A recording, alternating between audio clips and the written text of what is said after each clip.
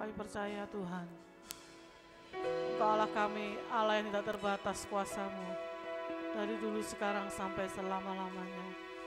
Haleluya.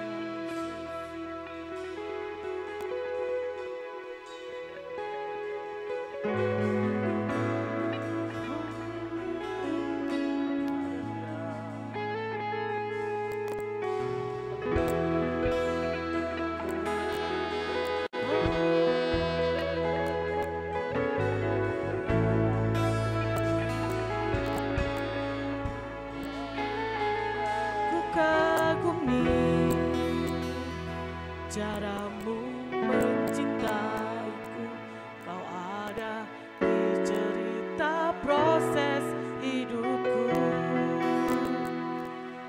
Di titik terendahku, Kau hadir untuk mengangkatku. Ku tahu Kau tak menyerah akan hidupku. Ku kagumi caramu mencintaiku, Kau ada di cerita proses hidupku. Di titik terendahku, Kau hadir untuk mengangkatku. Ku tahu Kau tak menyerah akan hidupku. Tak terbatas kuasa-Mu.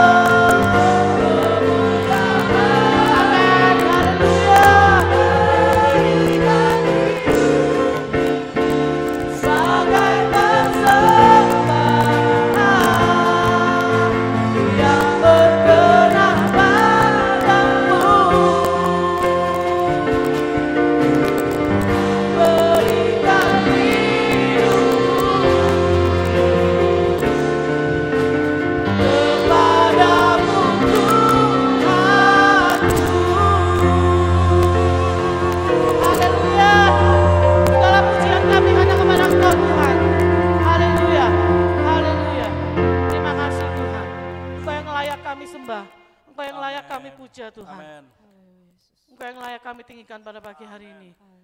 Kami percaya Tuhan, Engkau Allah kami yang hadir tengah-tengah kami, mengurapi setiap kami, anak-anak Tuhan yang rindu jamahan Tuhan pada pagi hari ini.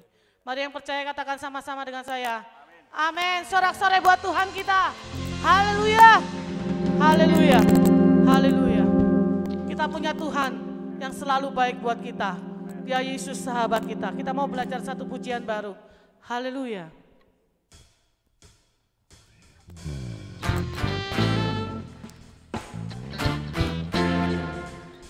Mari kita bergoyang kanan kiri.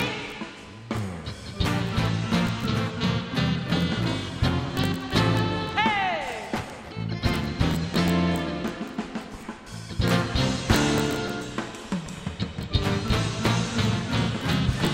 Kau satu penuh kasih, dua penuh hikmat, tiga penuh kuasa.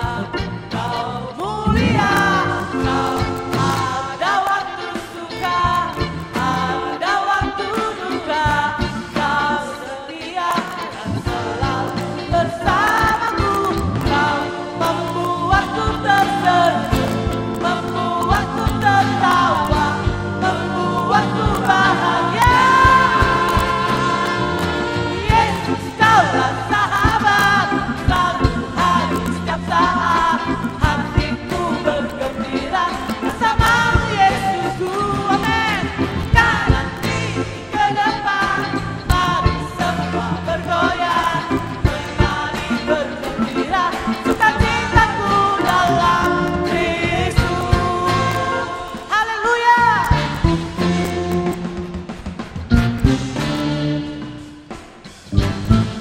Katakan, kau satu penuh kasih, dua penuh hikmat, tiga penuh kuasa. Kau mulia, kau ada waktu suka, ada waktu duka. Kau setia dan selalu bersamaku.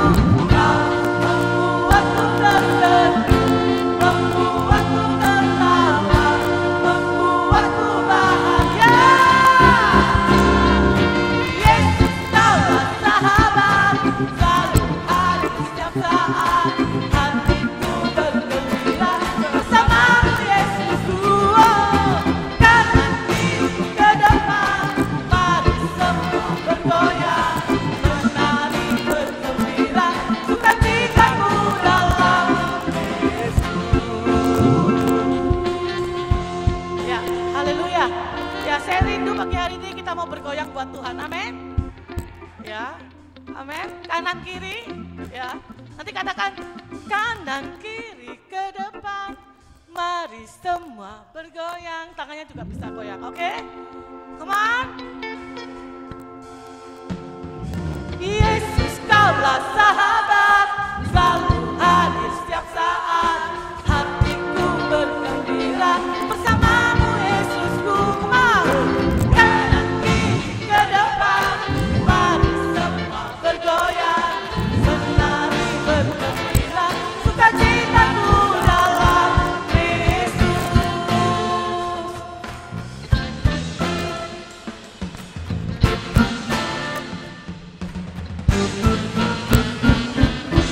Kau satu penuh kasih, dua penuh hikmat, tiga penuh kuasa. Kau mulia, kau ada waktu suka, ada waktu duka. Kau setia dan selalu bersamaku. Kau membuatku tersenyum, membuatku tertawa,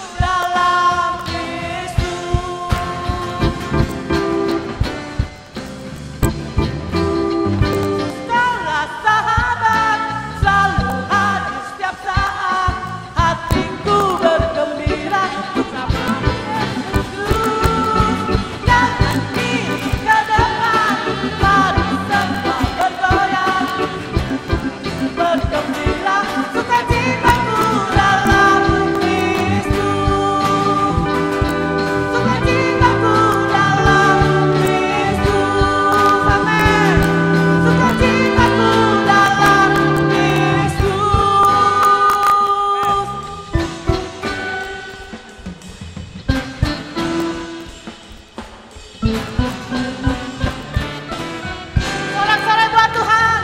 Haleluya. Haleluya. Engkaulah Tuhan kami, sahabat kami yang hidup. Haleluya. Yesus, sahabatku, menolong dalam hidupku. Ku rindu semua orang mengenalmu. Engkau jalan kebenaran dan memberi hidup yang kekal bagi setiap orang yang percaya.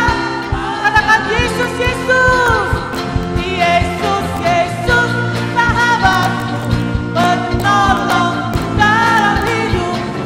Ku rindu semua orang mengenalmu.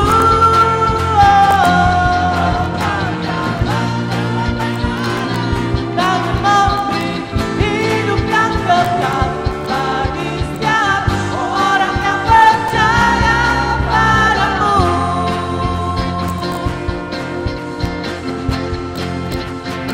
Tiada ku ragu lagi, amin, untuk mengikutmu Yesus.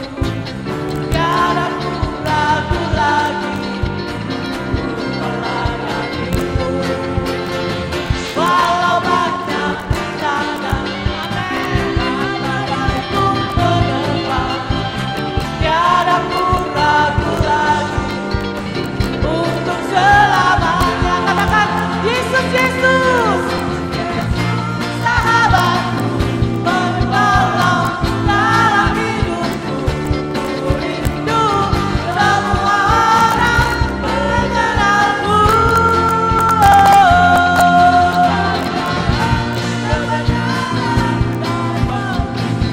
Hidup yang kekal bagi setiap orang yang percaya padamu. Mari jemaat Tuhan katakan.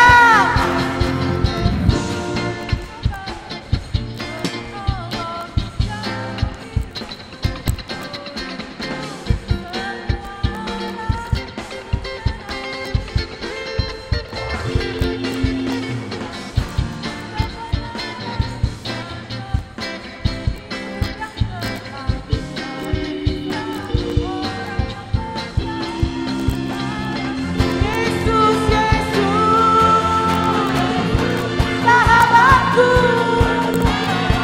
dalam hidupku. Ku rindu semua orang mengenalmu.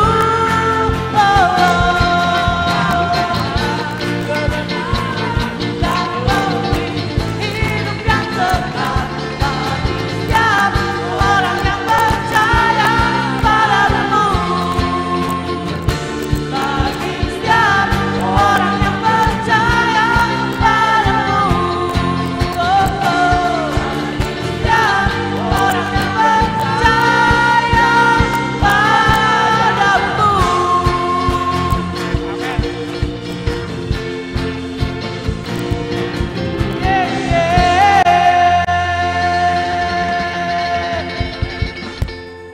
Haleluya. Berikan sorak-sorai buat Tuhan kita yang luar biasa. Haleluya. Ya, berikan tos kanan kiri yang semangat buat Tuhan. Haleluya. Dialah Yesus sahabat kami Tuhan.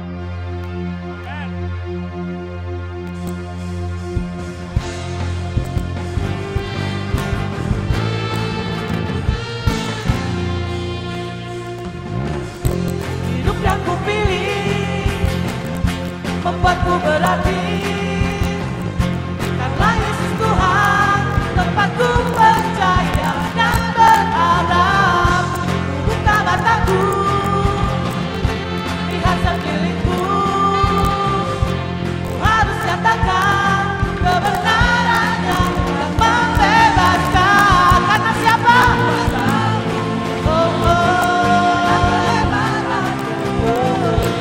Dapat lakukan dalam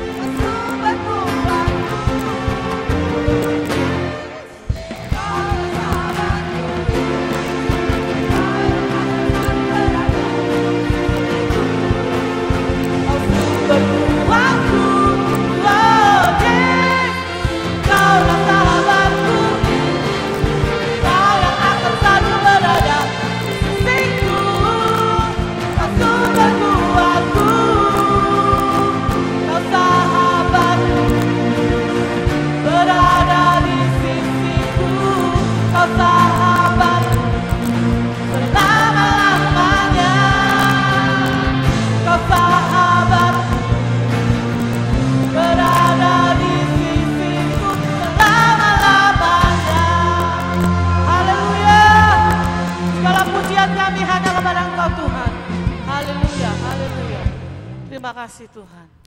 Terima kasih Engkau Allah sahabat kami yang hidup dari dulu sekarang sampai selama-lamanya. Kami percaya Tuhan, hanya Engkau lah satu-satunya penolong kami yang dapat kami andalkan Tuhan. Haleluya Yesus, terima kasih Tuhan.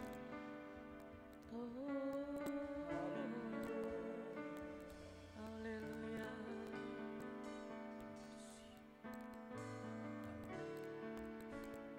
Amin, haleluya Yesus. Dalam segala keadaan, waktu berlimpah maupun kurang, tetap Yesus yang mempesona hatiku. Dia berikan dan kesempatan baru di setiap musim kehidupan. Waktu ku kuat maupun lemah, tetap Yesus yang mempesona hatiku. Dia beri hidup dan kesempatan baru.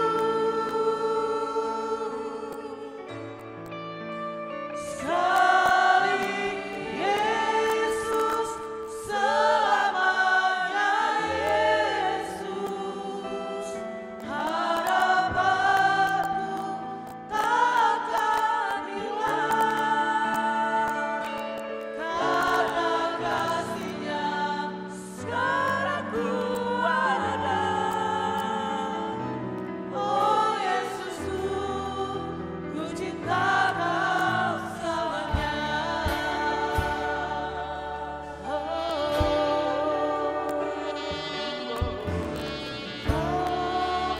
Segala keadaan, waktu berlimpah maupun kurang, tetap Yesus yang mempesona hatiku. Dia beri damai dan kesempatan baru di setiap musim kehidupan. Waktu ku kuat maupun lemah, tetap Yesus yang mempesona hatiku. Dia beri hidup dan kesempatan baru. Sekali Yesus, selamanya Yesus, harapanku takkan hilang, karena kasih-Nya sekarang ku ada. Oh Yesusku, ku cinta Kau selamanya. Sekali Yesus, selamanya Yesus, amin. Harapanku takkan hilang, karena kasih-Nya sekarang ku ada. Oh Yesusku, ku cinta Kau selamanya. Sekali Yesus, selamanya Yesus, harapanku takkan hilang, sekarang ku ada. Oh Yesusku, ku cinta Kau selamanya. Mari saya rindu jemaat Tuhan naikkan pujian ini, katakan sekali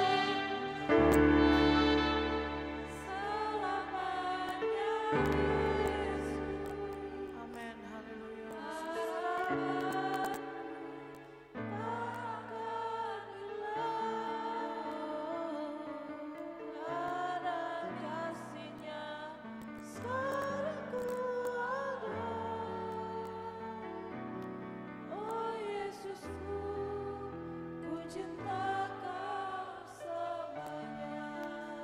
Sekali Yesus, selamanya Yesus.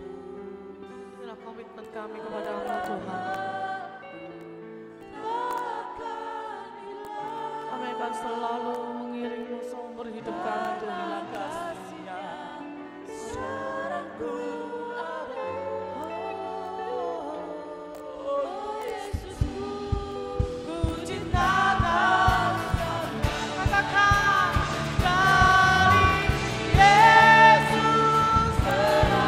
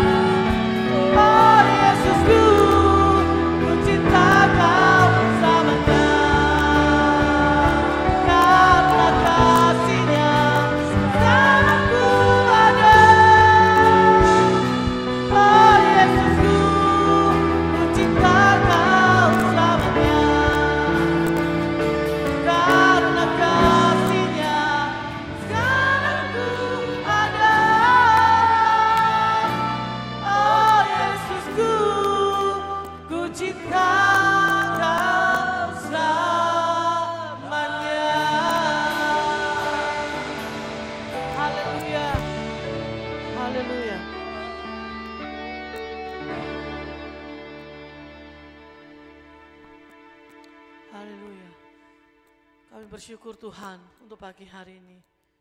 Engkau Allah kami yang begitu mengasihi kami. Kami punya sahabat seperti Engkau Tuhan. Allah yang bertanggung jawab atas hidup kami sepenuhnya. Terima kasih Tuhan. Sebentar kami akan mendengar firman Tuhan. Mari Tuhan, Engkau mengurapi hamba-Mu yang akan menyampaikan firman-Mu. Biarlah kami mau duduk dengan tenang, untuk kami mau menerima benih firman Tuhan. Dan biarlah kami belum menjadi pelaku-pelaku firman-Mu Tuhan. Menghidupi apa yang akan menjadi rema dalam kehidupan kami Tuhan. Terima kasih, mari berbicaralah kepada kami pada pagi hari ini. Kami siap untuk mendengar firman-Mu. Hai dalam satu nama Tuhan kami, Yesus Kristus. Haleluya. Amin.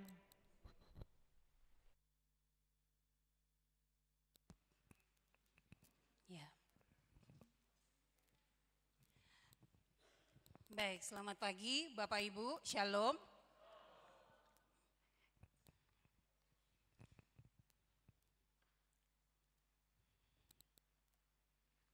Baik, Bapak Ibu, tema hari ini adalah, kemarin apa Bapak Ibu? Kesetiaan. Setia atau kesetiaan Bapak Ibu? Ya, setia, kata dasarnya setia. Tadi malam saya diberkati ya oleh renungan yang dibawakan oleh Pak Victor. Kenapa? Karena setiap kita punya pergumulan untuk tetap setia. Betul? Ya. Dan semakin kita setia, kalau mau jujur semakin apa Bapak Ibu? Nanti ini ada korelasinya sama, ada hubungannya sama tanggung jawab. Semakin kita setia, semakin apa Bapak Ibu? Semakin senang atau semakin susah? Sukar. Ya. Karena kesetiaan itu seperti sebuah permata yang kalau tidak digosok maka tidak akan pernah berkilau. Setuju nggak nih Pak Victor? Yes. Itu iman kita seperti itu Bapak Ibu. Kenapa? Karena banyak anak Tuhan yang juga bilang begini, seakan-akan ya dalam bahasa gambaran. Ya memang permata saya warnanya gini, rodok redup-redup ngono lho Bu. Agak kusam, tidak bersinar, tidak. Tapi semakin kita melakukan firman, semakin kita berjuang, semakin kita mau melakukan kebenaran itu, maka kita seperti digosok. Semakin susah, semakin menderita. Tapi firman Tuhan katakan kemuliaannya semakin nyata. Apa hubungannya dengan tanggung jawab Bapak Ibu? Pagi ini kita mau bicara tentang tanggung jawab. Sebenarnya saya tidak tahu persis, tapi saya percaya Tuhan bekerja pada Bapak Gembala dan tim pelaksana acara ini. Kenapa? Karena kesetiaan itu ditaruh di depan, baru tanggung jawab. Kenapa enggak tanggung jawab duluan? Nah ini kita bicara soal konsep ya. Tapi saya percaya Tuhan mau kita belajar setia dulu. Kenapa? Karena setiap hal tadi malam baru terpikir. Iya ya, kenapa kesetiaan dulu baru tanggung jawab? Tadi malam baru terpikir. Tapi Tuhan jawab dalam hati saya cuma satu. Ya memang maunya Tuhan begitu. Orang harus setia. Kalau tidak, dia nggak akan kuat pikul tanggung jawabnya dia. Nggak bisa. Saya periksa di salah satu sumber dikatakan begini Bapak Ibu. Kesetiaan itu adalah sesuatu yang membuat kita belajar. Tetapi tanggung jawab itu mengasah atau melatih kekuatan kita. Setia enggak Bu? Nanti saya tunjukkan hubungannya. Kenapa? Karena kita harus ngerti dulu. Yang pertama, apa sih tanggung jawab kita sebagai orang percaya sehingga kita jadi pribadi yang bertanggung jawab. Perhatikan ya Bapak Ibu. Apa yang menjadi tanggung jawab kita itu dulu. Baru kita bisa belajar menjadi pribadi yang bertanggung jawab dalam kehidupan kita. Nanti kita akan lihat. Kenapa Bapak Ibu? Karena ternyata tanggung jawab kita itu bukan satu. Tanggung jawab kita itu banyak. Dari tadi pagi Bapak Ibu sudah menjalankan berapa tanggung jawab? Ada yang langsung lihat istrinya. Ya. Ini kan proses tanggung jawab ya Bapak Ibu. Ya. Nanti saya jelaskan. Sekali lagi ya Bapak Ibu. Kita harus ngerti dulu apa yang menjadi tanggung jawab kita. Baru kita bisa belajar menjadi pribadi yang bertanggung jawab. Coba Bapak Ibu, saya titipkan sesuatu yang buat saya penting. Pak, titip ya tas saya Pak ya. Ini ada surat-surat penting.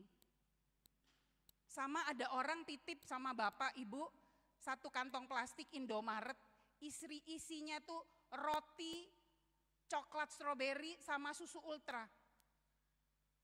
Bapak Ibu lebih takut jaga yang mana?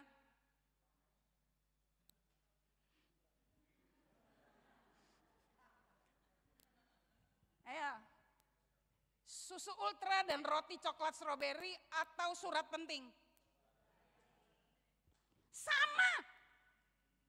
Loh. Kan kita dikasih betul. Betul gak? Oh, betul Bapak Ibu. Dalam praktek hidup kita itu kan hal remeh-temeh buat orang lain. Penting toh buat kita. Oh iya Bapak Ibu, penting. Kalau tidak ada roti coklat stroberi, ada anak-anak tertentu gak iso makan, ya bisanya cuma itu misalnya. Lah penting toh buat orang yang nitip toh Bapak Ibu. Loh iya, kita nih seperti itu, nanti saya jelaskan. Yang kedua, apakah kita menjaganya sesuai dengan yang Tuhan kehendaki? Sehingga pertanyaan yang kedua adalah, sesuaikah hidup kita yang bertanggung jawab itu dengan firman Tuhan? Bapak Ibu kenapa demikian? Karena itu sekali lagi tetap tanggung jawab. Mungkin Bapak Ibu mikir tanggung jawab itu apa toh yo? Bapak Ibu dalam Kamus Besar Bahasa Indonesia, tanggung jawab itu artinya keadaan wajib menanggung segala sesuatu. Lah ini tadi, surat penting sama roti stroberi sama. Karena yang nitip itu merasa ini penting untuk dititip toh, kan gitu ceritanya. Loh iya Bapak Ibu. Sekarang saya hubungkan. Kalau hal remeh-temeh buat kita penting, buat orang lain gak penting, tetap harus kita lihat dua-duanya penting. Jangan sampai kita melihat hal-hal sederhana dalam hidup kita tidak penting. Hal sesederhana apapun itu penting. Amin. Amin. Kalau kita tahu bahwa kita lakukan semua itu bukan seperti untuk manusia, tapi untuk Tuhan. Ya. Kenapa Bapak Ibu perhatikan wajib menanggung segala sesuatu. Segala sesuatu itu apa? Segala keadaan tentang hal apapun, bagaimanapun pergumulannya tadi malam itu ya. 14 tahun, 16 tahun, 20 tahun. Penting karena itu tanggung jawab dalam perkawinan. Kan gitu Bapak Ibu. Penting. Loh, ada orang-orang lain yang gak penting kok. Main-main sama perkawinannya. Banyak. Tapi anak-anak Tuhan, hal apapun yang Tuhan percayakan, kita tahu itu penting. Ya. Jadi Bapak Ibu, dikatakan begini, ini sebuah kesadaran manusia soal apa yang dia lakukan dan perbuatannya dia. Sengaja ataupun tidak disengaja. Contoh, ngomong-ngomong terus saking ngomong, terus kita ini di pikiran kita pokoknya ngomong, terus ada orang tersinggung. Terus kita tahu orang itu tersinggung, minta maaf enggak Bapak Ibu? Maaf ya. Minta maaf itu kan kita ajari anak-anak ini dari sebesar Cia ini toh. Minta maaf nak. Bagaimana caranya kita ajari anak kita minta maaf Bapak Ibu? Ya Pak? Betul Pak. Bapak siapa sih namanya Pak? Pak David. Cara kita mengajari anak kita minta maaf adalah kalau kita salah orang tua, kita minta maaf duluan sama anak kita. Begitu Bapak Ibu. Ya. Kenapa? Ada yang kita sengaja, ada yang kita nggak sengaja. Kalau orang tua tuh ke anak biasanya kita nggak sengaja Bapak Ibu. Lalu kita bilang, maaf ya, papa lupa, mama lupa. Atau maaf ya, tadi mama sebetulnya nggak boleh ngomong begitu, misalnya gitu. Ya, ini Bapak Ibu. Dan benar, saya baca satu kamus lagi, tapi saya sederhanakan aja. Dalam Webster Dictionary, itu tanggung jawab ini lebih berat Bapak Ibu. Ya, kadang-kadang bahasa Inggris itu lebih pas gitu. Dibilang begini, yang ngasih sebagai sesuatu yang dipercaya untuk dipertanggungjawabkan, itu pihak yang punya authority, yang punya otoritas. Jadi sekalipun kantong plastik Indomaret itu, otoritasnya ada di mana? Yang dititipin atau yang nitip? Yang nitip. Jadi kita hormati otoritas orang ini terhadap kantong plastik itu. Ya. Bapak Ibu, kenapa begitu penting? Menurut Alkitab, di dalam Bilangan 11 ayat 11, boleh saya lihat, sama-sama kita baca ya Bapak Ibu, boleh dibuka di dalam Alkitab, dalam HP-nya juga boleh, silakan. Ya, kita baca sama-sama. 1, 2, 3. Lalu berkatalah Musa kepada Tuhan, mengapa kau perlakukan hambamu ini dengan buruk dan mengapa aku tidak mendapat kasih karunia di matamu sehingga engkau membebankan kepadaku tanggung jawab atas seluruh bangsa ini. Bapak Ibu perhatikan apa yang Tuhan berikan kepada Musa. Seorang yang dekat dengan Tuhan, bahkan lekat, tetapi Tuhan mau Musa melihat apa yang dia berikan dengan benar. Kalau Bapak Ibu lompat, nanti kita lihat ayat yang ke-14, saya tunjukkan dulu poinnya di ayat 11. Ini loh Bapak Ibu, membebankan. Musa merasa bahwa tanggung jawab itu adalah beban. Harusnya kan begini, sehingga engkau memberikan kepadaku tanggung jawab. Bapak Ibu, saya lupa memperkenalkan diri ya. Makanya Bapak Ibu bengong iki Ibu sopo toh. Tiba-tiba saya lihat ini, saya lihat ada wajah-wajah yang terbeban melihat saya. Bapak Ibu, saya ibu beranak satu, ya anaknya ada di dalam sini. Saya punya suami juga Bapak Ibu, sebenarnya harus ikut acara ini. Tapi karena ada tugas yang tidak bisa ditinggalkan, akhirnya harus tetap tugas. Walaupun sebetulnya sudah sangat excited untuk mengikuti acara ini. Doakan kayaknya nanti malam mau ngotot ke sini kayak nanti malam ya sudah. Ya tolong doakan Bapak Ibu ya. Jadi Bapak Ibu, saya ini pendeta dan saya mengajar juga di salah satu sekolah tinggi kesehatan. Background saya 2 Bapak Ibu, belajar teologi lalu saya belajar lagi psikologi. Saya konselor di sekolah di mana saya mengajar dan beberapa mata kuliah yang saya ampu berhubungan dengan psikologi kebidanan, psikologi ibu dan anak, macam-macam. Etikolegal itu apa ya? Etika dan hukum kesehatan, dan selebihnya berhubungan dengan konseling dan teologi. Kira-kira begitu Bapak Ibu. Dan saya sama Bapak Ibu, masih sama-sama belajar. Karena belajar praktek firman itu ternyata lebih susah daripada belajar waktu saya duduk di sekolah teologi ya. Oke, cukup perkenalannya Bapak Ibu? Oh ya, panggil saya 4 huruf aja Bapak Ibu, Yola. Iya Yola, kalau panjang jadinya Yolanda, tapi Yola aja. Anak saya tadi mana ya Ben? Oh itu, anak saya itu, Rafael. Namanya juga panjang Bapak Ibu. Rafael Netanya Ben Adrai. Oke, di rumah dipanggil Ben tapi banyak orang panggil dia Rafa. Baik Bapak Ibu, ini tanggung jawab kami satu. Jadi sebagai orang tua Bapak Ibu, ya Tuhan kasih kita tanggung jawab. Bapak Ibu perhatikan, ini. Musa bilang ini beban. Tapi Tuhan lihat Musa bisa, kan gitu. Loh Bapak Ibu, kalau kita hubungkan dengan firman Tuhan, sebetulnya Tuhan tidak akan memberi beban lebih dari kekuatan kita kan, amin? Yes, gak akan lebih. Jadi pada kasus-kasus tertentu, ada jemaat-jemaat yang ngomong ke saya, kenapa Bu? Kenapa harus lari suami saya? Saya kalau dengar begitu Bapak Ibu, saya diam dulu. Kenapa? Yang loading itu bukan pikiran saya. Ya, tapi cara berpikir saya harus benar. Sekali lagi ya, pikiran dan cara berpikir itu beda. Di dunia ini apa sih yang gak bisa? Kenapa harus cancer Bu?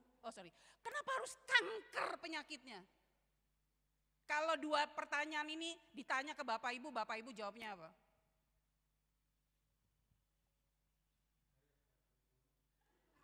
Nah, saya bukan dukun. Apalagi, Bu, kalau ditanya Ibu bilang apa? Oh, wah ini ibu ini sangat menjaga kesehatan. Itu mungkin cara makannya, gitu kan. Bapak Ibu, kalau kita manusia kan kita bilang gini, Yombo, memangnya faktanya gitu kok, kan gitu. Tapi kita sebagai anak-anak Tuhan kan tidak diajari untuk seperti itu. Kita tahu Roma 8 ayat 28, Tuhan turut bekerja dalam segala sesuatu untuk mendatangkan apa? Kebaikan. Amin. Itu firman Tuhan. Jadi kalau Musa melihat konteks bangsa, Bapak Ibu, kalimatnya aja yang berbeda. Tuhan, lihat, mengapa kau perlakukan hambamu ini dengan apa? Buruk. Dan mengapa aku tidak mendapat kasih karunia di matamu sehingga engkau membebankan kepadaku tanggung jawab. Bapak Ibu, gara-gara tanggung jawab yang Tuhan berikan, seorang pemimpin besar seperti Musa merasa bahwa Tuhan memperlakukan dia buruk dan dia tidak dapat kasih karunia. Waduh. Jadi Bapak Ibu, memang kita harus belajar tentang tanggung jawab. Enak atau enggak enak, di dalam Tuhan tanggung jawab itu pasti bisa kita pikul lah. Amin? Pasti. Ya. Bapak Ibu ayat 14 itu bilang begini. Kalau kita pindah ke ayat 14. Sekarang ini beban ya. Kalau ayat 14 itu, lihat. Aku seorang diri tidak dapat apa? Pikul. Kenapa? Karena tanggung jawab atas seluruh bangsa ini terlalu berat. Bapak Ibu, ini sebetulnya orientasinya, arah berpikirnya ke mana? Ini tugas besar dan berat. Ya. Sekali lagi, tugas besar dan berat. Coba kita lihat Galatia 5 ayat 6.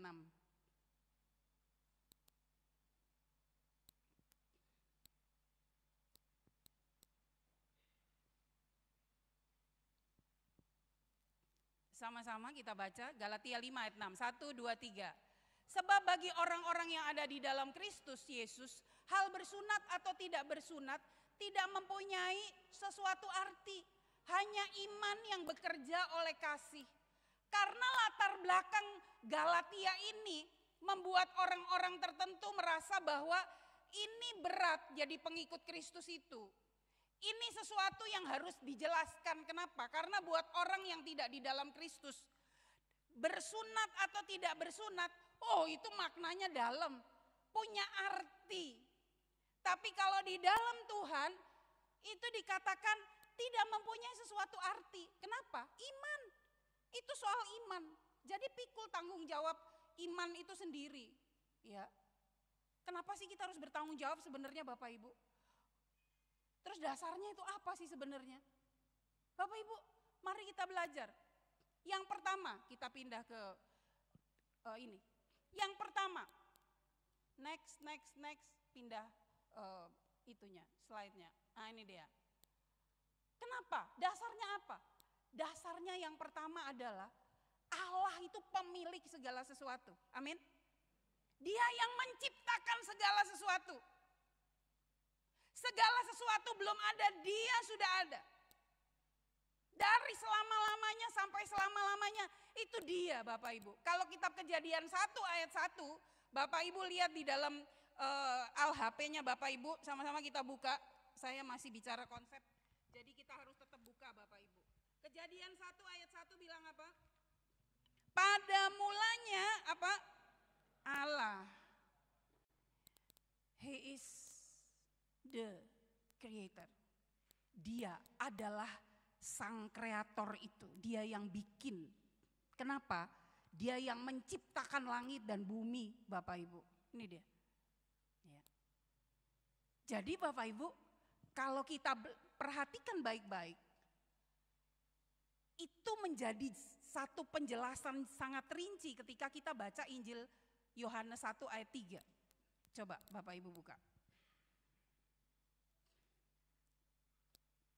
Mari sama-sama kita baca 1, 2, 3. Segala sesuatu dijadikan oleh Dia dan tanpa Dia tidak ada sesuatu pun yang telah jadi dari segala yang telah dijadikan. Dia, Allah. Bapak Ibu jangan takut. Saya berapa hari lalu ketemu dengan seorang guru di Sidoarjo. Saya sendiri mungkin karena terlalu sibuk saya nggak memperhatikan bulan Februari itu ada angin puting beliung di Sidoarjo ya Bapak Ibu. Ternyata bapak guru ini, suami istri guru punya anak lebih kecil sedikit dari Cia ini. Bapak Ibu, mereka sedang tidur karena itu Minggu pagi, lalu atapnya itu terangkat Bapak Ibu. Dan dia bilang, saya lihat Bu, genteng-genteng saya itu masuk di dalam pusaran angin. Jadi angin itu jalan di atas rumahnya. Jadi dia lihat angin itu pergi. Lalu dia bawa-bawa keluar istrinya. Dia bilang secara logika Bu, gentengnya sudah pergi. Ini saya sudah bisa lihat langit. Tapi dalam hitungan sekian detik itu dia harus bawa istrinya keluar rumah. Bapak Ibu, waktu dia mau keluar pintu rumah, refleks tangannya tuh gini ke istrinya. Cep. Dia bilang, Bu, saya nggak ada niat gitu Bu. Tangan saya tuh kayak ada yang ngangkat terus saya ginikan istri saya. Bapak Ibu, lalu beberapa lonjor besi dari atap rumah itu jatuh persis di depannya mereka. Di pinggir, di sampingnya dia, jadi persis di depan istrinya. Bapak Ibu, lalu matanya berkaca-kaca. Bapak ini, laki itu kan dia menangis beda ya, kalau perempuan itu cepat menangis. Laki itu kalau sampai dia menangis berarti ada hal yang begitu menyentuh. Lalu dia bilang begini, dan saya percaya Bu, bahwa itu tangan Tuhan. Kalau tangan saya nggak begini Bu, istri saya maju, dia ketusuk besi itu Bu. Saya waktu dengar Bapak Ibu, saya diam. Lalu kalimat ini yang saya betul-betul yakin tentang ini. Dia bilang, jadi Bu, Sebelum semua ini diciptakan, Tuhan itu sudah ada. Angin itu pun dia yang mengendalikan. Tangan saya nih loh Bu, dia yang mengendalikan. Sampai istrinya tanya, Mas tadi kamu, saya tidak tahu. Saya tiba-tiba gini.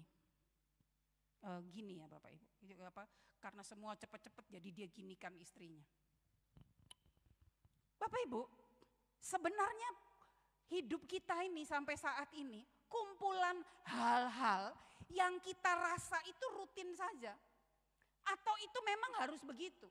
Atau kalau ada bahaya, bahkan kalau kita jalan di jalan, kita pasti minggir toh. Gak ada orang jalan di tengah jalan. Tapi sebenarnya semua itu dalam kendali Tuhan Bapak Ibu. Dalam kendali.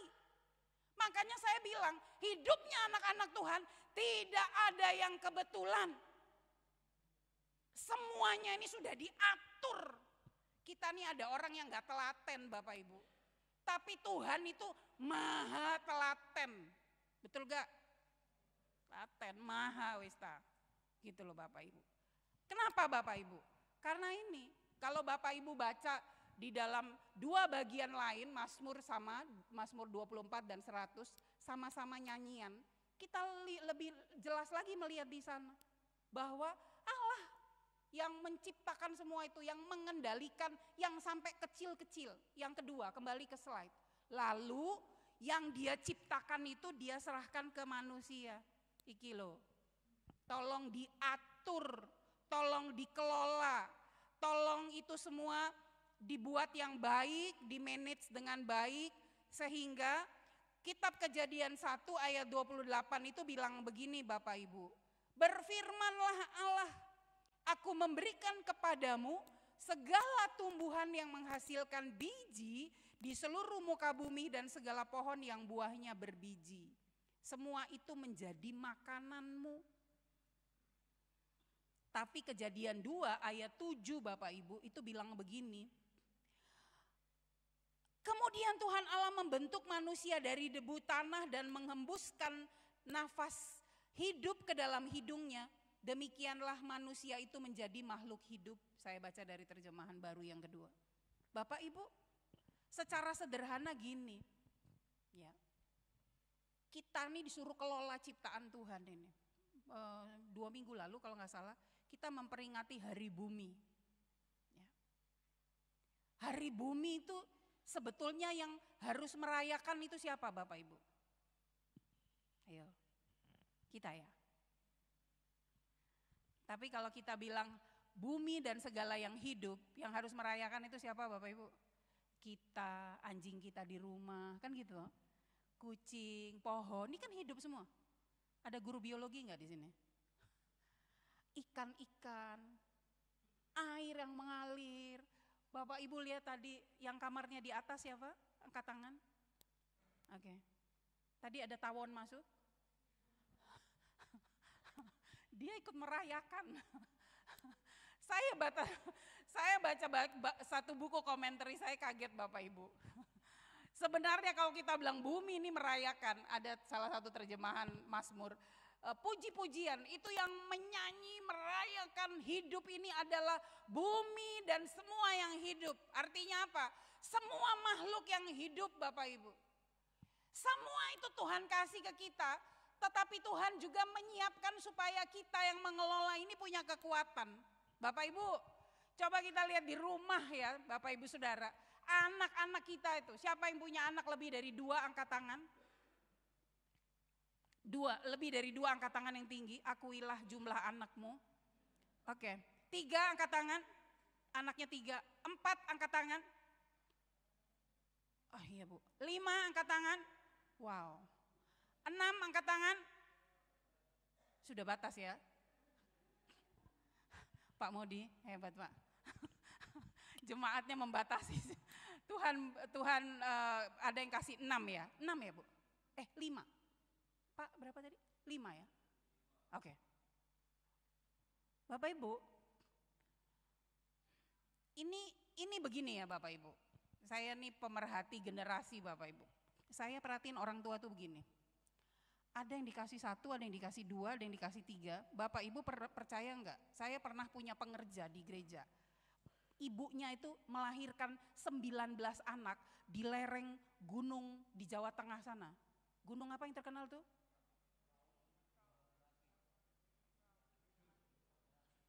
Gunung Kidul. Betul Pak, betul Pak, Gunung Kidul.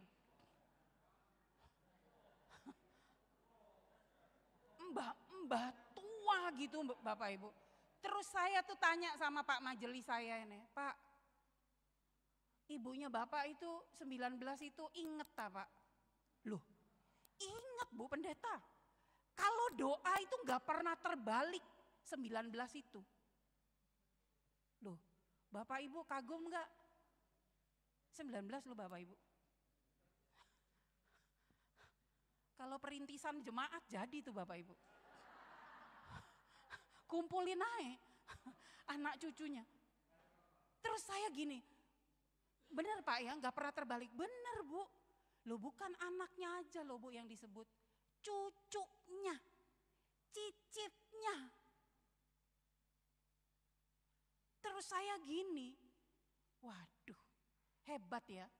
87 atau 88 waktu itu masih ingat semua itu. Zaman sekarang Bapak Ibu, orang mendekati 60, saya doa di GPPS sepanjang tidak ada yang pikun, amin. Oh lalian Pak ya, enggak pikun tapi lalian.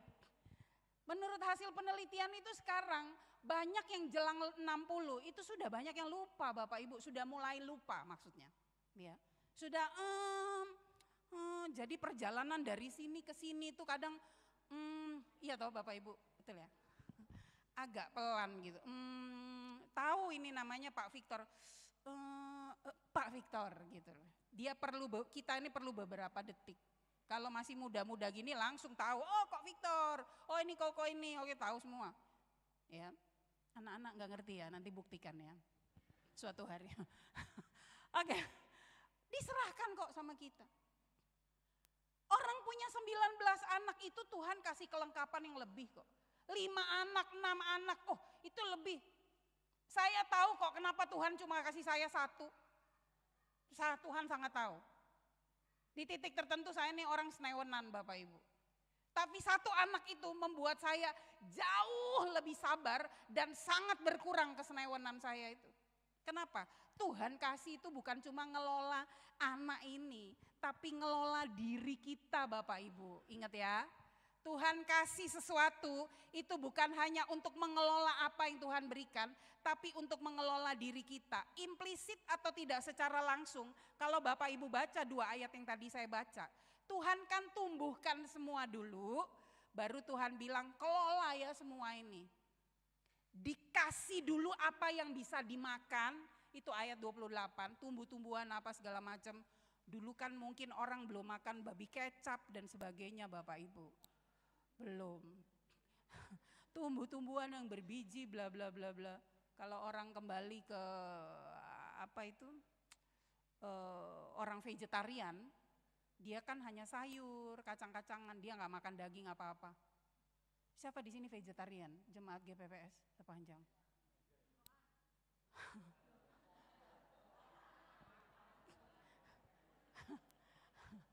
Saya ketemu sama beberapa orang vegetarian, salah satunya ada seorang opa umur 78 tahun.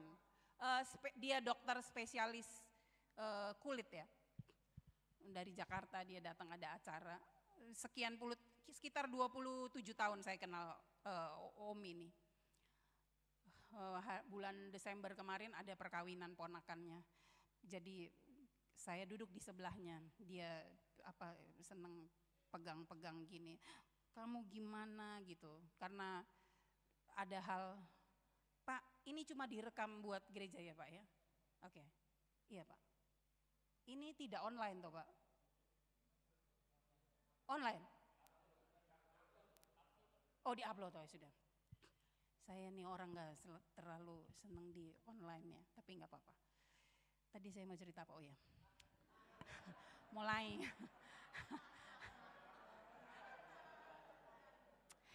Ini cerita soal diri saya ya. Saya ini juga seperti mirip-mirip Pak Victor itu. Saya kurang setuju kalau saya banyak mulai dari kehidupan jemaat, tapi saya mau berbagi hidup saya juga karena saya tidak sempurna juga. Bapak Ibu, saya ini punya masalah di kulit.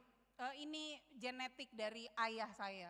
Banyak sekali apa ini namanya? Adalah istilahnya mbohopo. Dan 20 sekian tahun lalu si Om ini masih muda, kepala rumah sakit Grogol di Jakarta yang mau dibangun Ahok nggak jadi itu. Dia lihat terus dia bilang gini, ayo datang nanti Om beresin itu semua. Cuma ada di situ tak, di badan nggak ada Om. Sudah pokoknya nanti beresin. Diapain Om? Ya dibakar. Coba Bapak Ibu dengar istilah dibakar itu. Loh maksudnya gimana Om? Halah itu cuma cicit gitu toh. Terus saya pikir ya, saya ini kan orang gak suka urusan sama dokter. Terus saya pikir cicit tapi bakar ya, gitu kan. Terus saya tanya lagi, loh Om, bagaimana Om kok dibakar? Kita teriak-teriak, loh enggak itu dikasih, apa kok namanya? Iya dikasih semacam bius lokal gitu loh, bukan bius lokal kayak dikasih salep supaya itu ya, kayak mungkin secara lokal itu dia nggak terasa. Bapak Ibu percaya nggak? 27 tahun kemudian saya tuh belum juga datang ke Om ini. Jadi kalau Bapak Ibu lihat saya dari deket ini tambah banyak gitu. Dan dia lihat saya kemarin, saya pikir dia sudah 78 tahun sudah lupa toh. Dia bilang kamu ini belum ke dokter mana-mana ya? Dalam hati saya mateng. Belum Om, saya bilang. Gak apa-apa Om, ini gak mengganggu kok. Dia bilang, loh kamu gak mengganggu, perhatikan ya. Ini cara pandangnya dokter kulit. Tapi orang kalau kamu ngajar, orang lihat kamu dari dekat, muridmu tuh juga lihat wajahmu. Kalau kamu wajah segitu kamu gak bisa atur, saya dimarahin dokter 78 tahun usianya. Wajahmu segini aja kamu gak bisa atur, kamu kok mau ngatur kelas? Wih berat ya Bapak Ibu filosofinya. Saya diem aja. Iya Om, saya berdoa dulu nanti saya ke dokter. Kamu tuh kebanyakan berdoa. Ke dokter dan berdoa itu tidak selalu ada hubungan. Dia bilang, iya Om, saya iya. Bapak Ibu, waktu pulang saya mulai merenung-renungkan. Iya ya, wajah ini kan butuh pengelolaan juga tuh. Dikelola, diatur yang baik.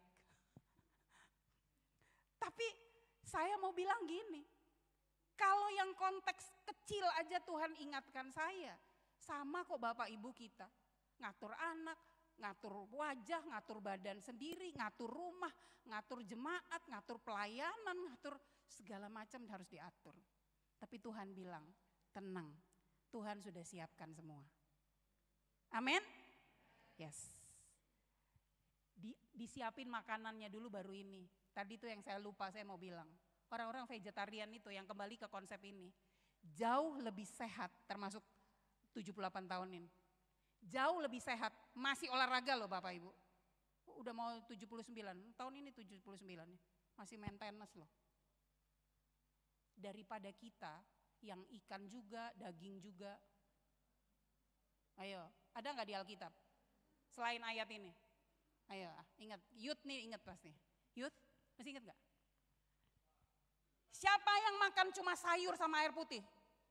Oh iya Daniel, itu yang jawab laki, betul. Daniel itu didapati jauh lebih sehat dari orang-orang yang makan sehidangan dengan raja. Hanya sayur, buah, air putih. Kita lemes Bapak Ibu. Mikir nasi, mikir ceplok, mikir ayam. Mereka memang jauh lebih sehat. Manusia itu bertanggung jawab atas apa yang dia lakukan. Makan sembarangan. Bu itu betul Bu, tadi ibu siapa itu? Makan sembarangan, ya iya. Saya karena gak pakai rok Bapak Ibu. Kalau saya melayani pakai rok Bapak Ibu bisa lihat kaki saya.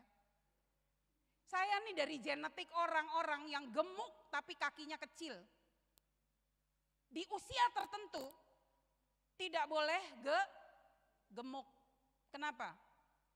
Logikanya badan besar kaki kecil. Jadi harus dikurangi. Sudah jauh berkurang Bapak Ibu, tapi harus kurangi lagi ya. Harus tanggung jawab. Karena apa? Karena kadang lupa, bukan lupa ya. Lupa campur, iya maaf ya agak kasar nih. Saya ini campur agak geragas kadang-kadang. Jadi kalau lapar itu saya ingat kata-kata ibu saya, kalau capek nak makan. Tapi setelah saya makan, waduh gawat ini. Sudah makan opo ae tadi iki. Gitu loh Bapak. Ya. Nah itu, jadi kita nih bertanggung jawab. Firman Tuhan apa bilang? Suatu hari pribadi-pribadi kita ini akan ketemu Tuhan. Tuhan tanya pertanggungjawaban di pengadilan. Itu kita pengkhotbah. Nah. Bapak Ibu, kita balik lagi ke slide ya. Oke. Saya mau lihat slide berikutnya karena saya harus cepat. Sehingga kalau ada pertanggungjawaban, maka pengkhotbah 12 ayat 14 berkata demikian. Coba siapa yang sudah ketemu di handphonenya baca dengan cepat, dengan keras sorry. Pengkhotbah 12 ayat 14. Ya, silakan.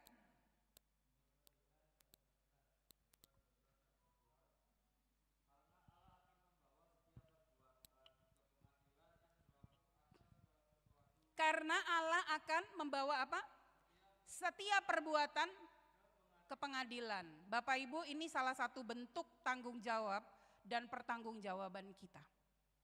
Apapun yang kita lakukan di dunia ini, satu hari kita akan menghadap Tuhan di pengadilan. Itu kata firman Tuhan. Nah, sehingga Bapak Ibu, kalau kita lihat di dalam kehidupan kita, sebenarnya manusia itu banyak tanggung jawabnya. Ya kepada Allah yang tadi itu ya kepada diri sendiri. Ya, Bapak Ibu lihat nih. Kepada siapa lagi Bapak Ibu? Baca sama-sama. Sesama, lalu jangan terbalik ya Bapak Ibu. Allah dulu, diri sendiri, baru orang lain, baru keluarga. Ini berkaitan, baru gereja dan masyarakat. Ya. Makanya saya selalu bilang, keluarga-keluarga yang sehat secara rohani akan menjadi berkat bagi gerejanya. Ya. Macam-macam Bapak Ibu. Sehingga Bapak Ibu, kalau kita bicara bertanggung jawab kepada Allah, artinya apa yang harus kita lakukan? Kalau itu tadi punya Dia, ya kita persembahkan semua yang kita punya, hidup kita ini, kalau Roma 12 ayat 1 dan 2 ini kan satu paket Bapak Ibu. Apa yang kita punya dan seluruh hal yang ada dalam hidup kita, bahkan hidup kita setiap hari, bahkan tarikan dan setiap hembusan nafas kita. Jadi Bapak Ibu Saudara yang dikasihi Tuhan dan mengasihi Tuhan, kita bersama-sama mempertanggungjawabkannya kepada Allah dengan cara apa? Persembahkan semuanya. Kenapa? Karena itu punya Dia, bukan punya kita. Ya, amin. Lalu apa? Setelah kita serahkan, bukan gini loh ya. Wis, pokoknya aku kan sudah ngasih. Tiap bulan perpuluhan, persembahan syukur. Setiap minggu kasih lagi. Ada kegiatan apa saya kasih lebih juga. Lo enggak cukup. Bapak Ibu, itu harus. Karena apa? Persembahan persepuluhan, pengucapan syukur, apapun yang kita berikan kepada Allah, itu tidak sebanding dengan apa yang Allah lakukan dalam hidup kita. Kasih itu tiap hari, tiap bulan, tiap apapun yang Bapak Ibu ingat, Tuhan gerakan itu untuk pekerjaan Tuhan. Kasih Bapak Ibu, jangan tahan, itu punya Tuhan. Tapi Bapak Ibu, yang kedua ini penting, taat. Supaya yang tadi saya bilang itu dikendalikan. Sekarang saya hubungkan. Ada orang yang kalau dia ngasih, dia ngomongin Bapak Ibu, dia bicarakan. Saya kasih ya ke Angel ya, oh ya masih. Angel. Satu hari Angel bikin kesel saya, terus saya ngomong ke ibu ini, itu dulu tuh padahal sering tak kasih loh itu anak itu. Ada enggak orang kayak gitu Bapak Ibu? Banyak, oh banyak ya Pak. Bapak Ibu, itu sudah maunya kita. Kita rasa itu jasa kita. Kita rasa itu kebaikan kita. Kita rasa itu poin plus kita. Wah itu aku itu, kalau enggak aku enggak ngono. Bahkan kita rasa mungkin ketika orang menderita, saya yang tolong dia. Bapak Ibu kalau lihat penderitaan Yesus, waktu dia di kayu salib, berat Bapak Ibu. Dia bilang sama bapaknya, kalau boleh cawan ini. Tapi dia bilang lagi dalam doanya, tapi biar kehendakmu saja yang terjadi Bapak, bukan. Gitu loh Bapak Ibu. Kehendak kita tuh seringkali saya bilang, orang sering menggambarkannya besar, yang sehari-hari ini loh. Ya. Kalau kita berbuat baik, jangan bersyarat. Apalagi dalam konteks keluarga besar GPPS Sepanjang, saya yakin enggak. Tapi kalau ada Bapak Ibu, saya minta hari ini juga Bapak Ibu bertobat. Karena apapun yang bisa kita kasih ke gereja, itu bukan punya kita. Saya orang yang tidak setuju, saya sebetulnya kalau di gereja lebih banyak kapasitas, selain khotbah mimbar, saya seringkali diminta pembinaan. Salah satu pembinaan yang sering diminta itu tentang liturgi dan persembahan Bapak Ibu. Saya sering dengar di gereja saya ya, saya nggak pernah tahu kalau di GPPS.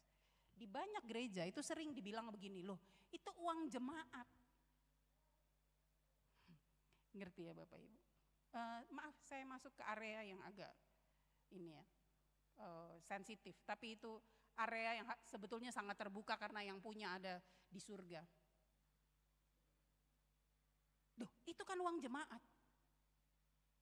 Apalagi kalau yang ngasih, kalau di gereja saya itu ikut ngatur Bapak Ibu. Wih, orang-orang kaya tuh kalau ngasih Bapak Ibu, dia ikut ngatur. Jendelanya jangan di sini, bukan arsitek loh ya, bukan. Terus dia ke gereja orang terus dia bilang gini, Bu, di gereja sana loh gedungnya bagus.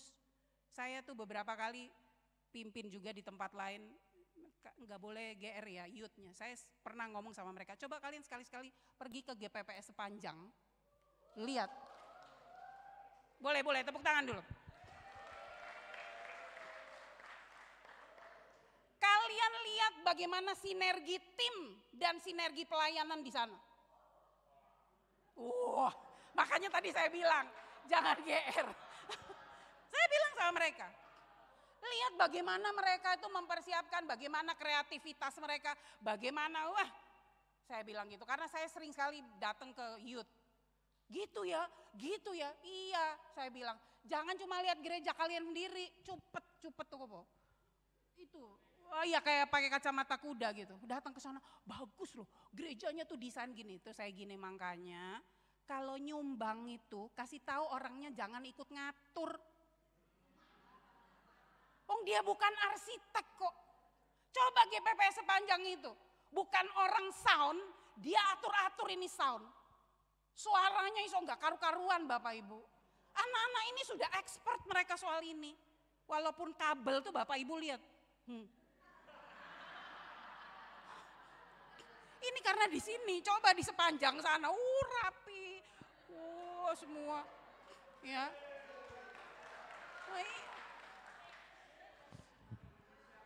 Jadi Bapak Ibu supaya menunjang pelayanan mereka, kalau Bapak Ibu nyumbang, Bapak Ibu bilang, tak kasih uang ya, bikin lebih lagi dari yang sekarang. Tapi ojo ngene loh ya, merek iki ae. Mereka lebih tahu. Iku larang. Gak usah, ngasih itu gak usah ngatur.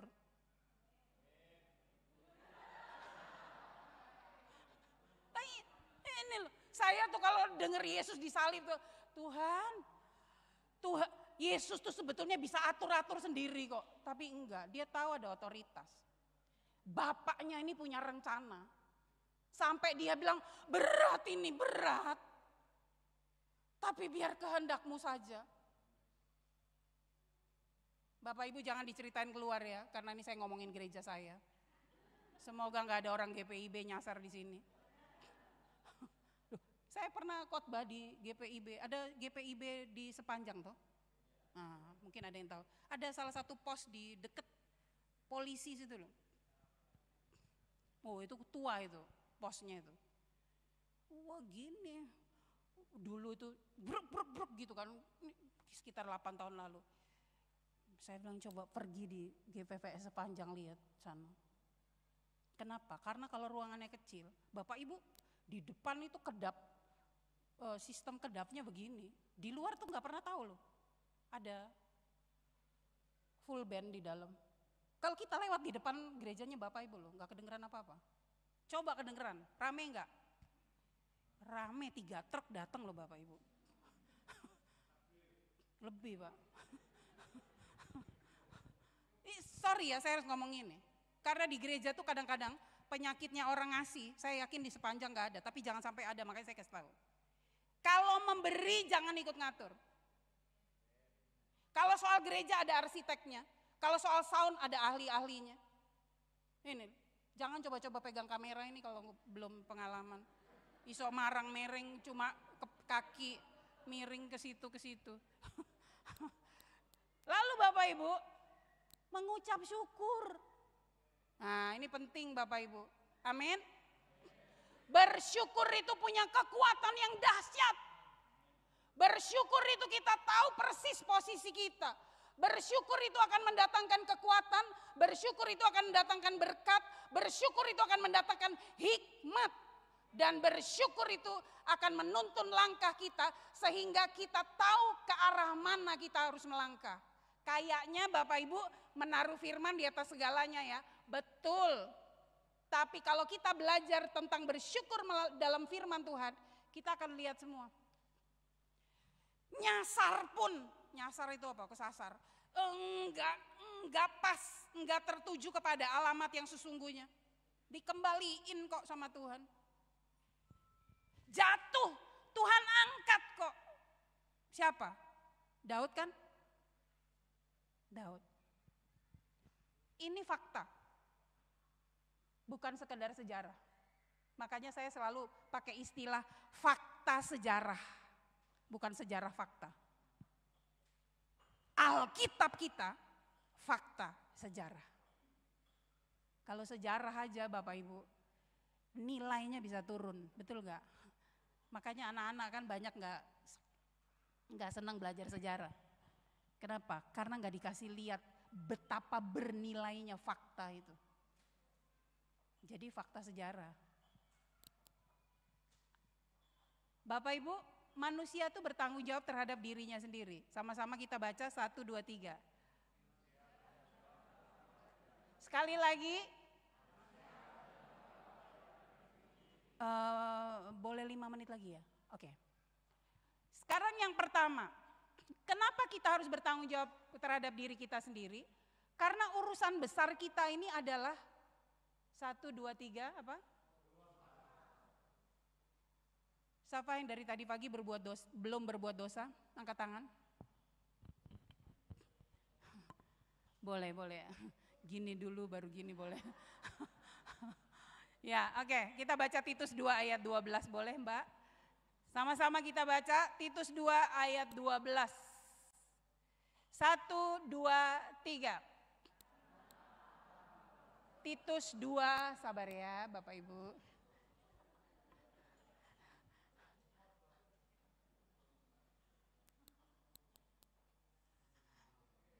Satu, 2, 3.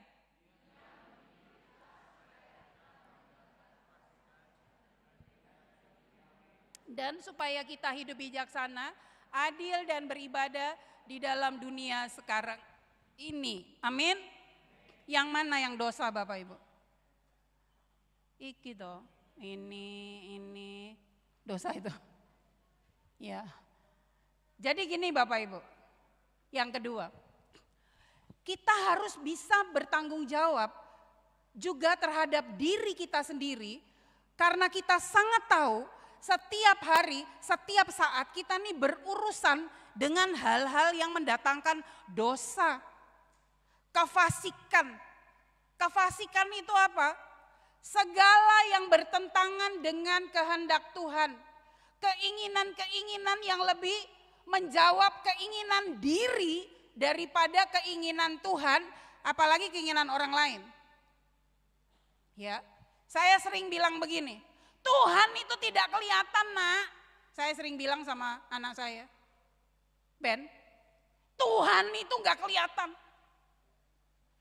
Kalau kamu menghormati gurumu yang kelihatan, Mama yakin itu karena kamu menghormati Tuhan. Tapi karena kalau kamu gak menghormati gurumu, apalagi Tuhan yang gak kelihatan. Betul? Yes. Sama Bapak Ibu, sama kita orang tua. Kalau anak itu tidak menghormati orang tua, saya selalu bilang sama anak saya dan banyak anak, kamu jangan tanya dan terlalu yakin diri tentang masa depanmu. No. Enggak. Bahkan kalau kamu punya pacar kaya, baik hati, cantik, ganteng apapun itu, tapi kamu enggak menghormati orang tua, oh enggak. Kamu tidak bisa jamin rumah tanggamu. Saya kasih tahu ya anak-anak muda, kalau kamu pacaran, restu orang tua itu wajib, sewajib-wajibnya. Apa Pak? Oh dengarkan.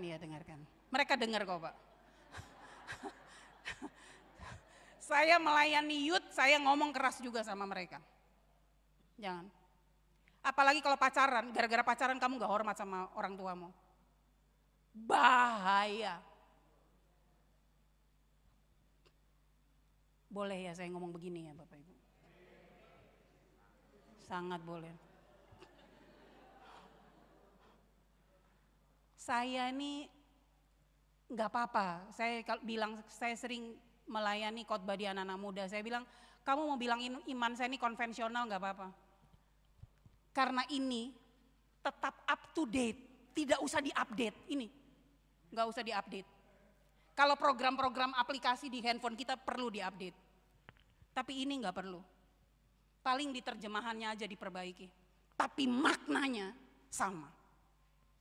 Karena Tuhan tidak pernah berubah. Jadi kalau kamu pacaran serius, yang pertama kali kamu harus lakukan, bawa ke orang tuamu. Saya nggak punya waktu banyak, itu satu sesi sendiri. Bagaimana caranya sampai kamu ngomong serius itu ada tahapnya lagi.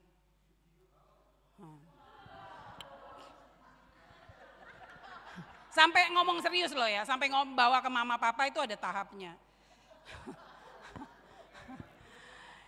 Gini, saya kasih tips yang paling gampang kamu lihat. Yang ada yang susah, tapi yang ini gampang didetek. Kan semua harus dideteksi. Pacaran itu kan penuh drama. Iya Pak, nanti malam saya, oh enggak Pak, nanti mereka ada sendiri Pak. Saya kasih tahu yang paling gampang gini, yang perempuan sini saya kasih tahu. Kalau kamu punya cowok, kamu lihat bagaimana cara dia memperlakukan mamanya. Bagaimana dia memperlakukan mamanya. Mana mama? Mamanya.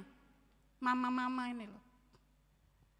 Kalau dia ngomongnya kenceng sama mamanya, terus dia ngomong gini, kamu iki opo sih Ma? Jangan kawin sama dia.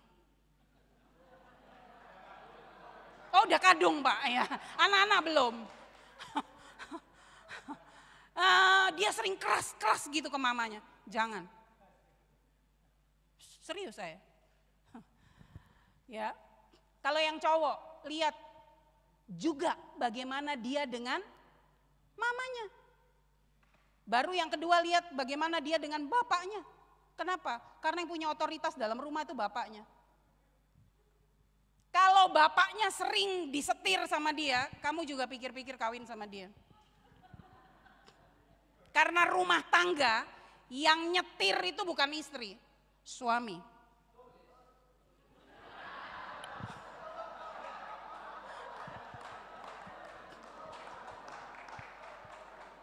Sudah ya, ini bukan sesinya, nanti saya dimarahin. Iya. Itu dosa-dosa yang harus dibereskan, tapi saya yakin di GPPS sama orang tua manis-manis.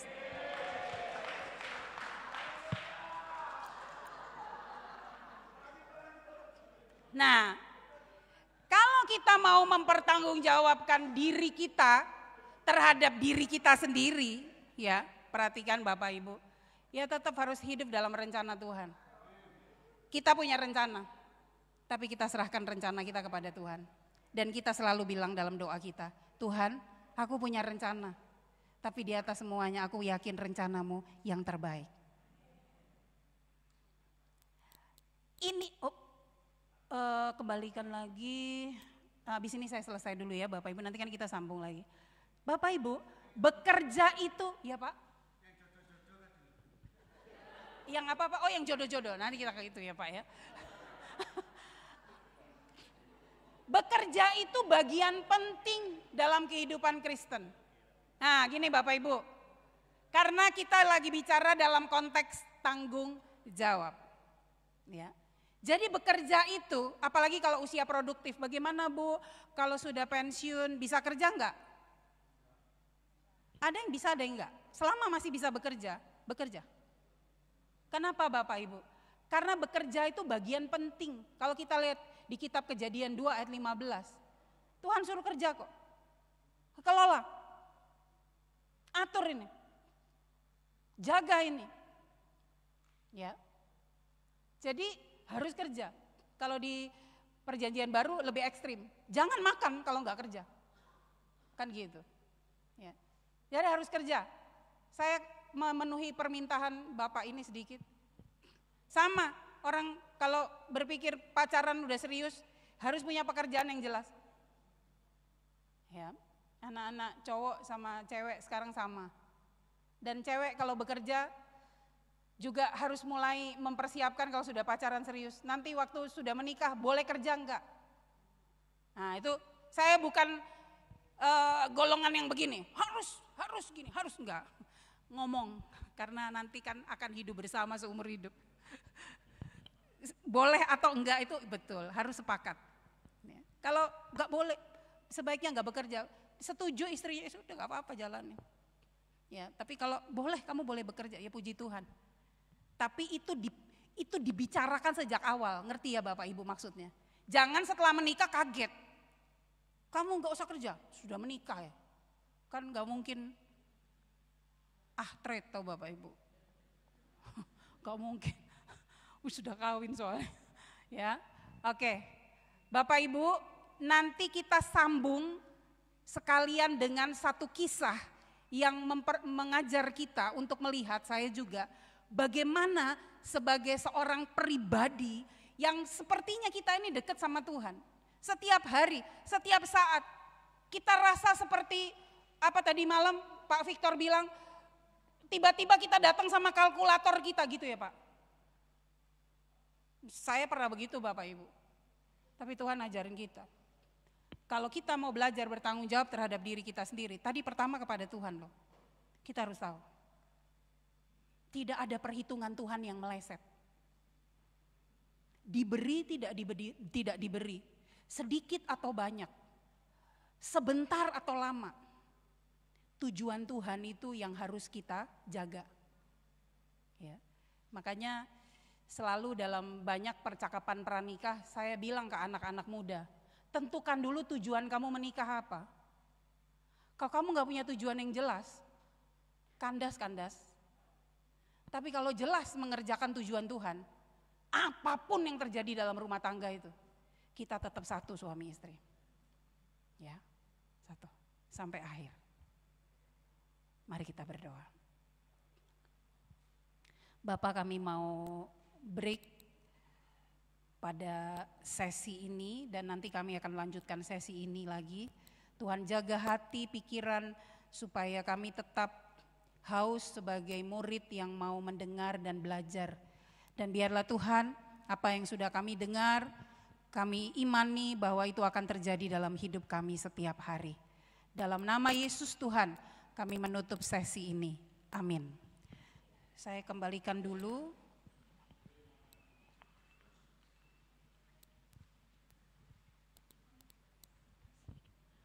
Ya, kita akan foto bersama dulu.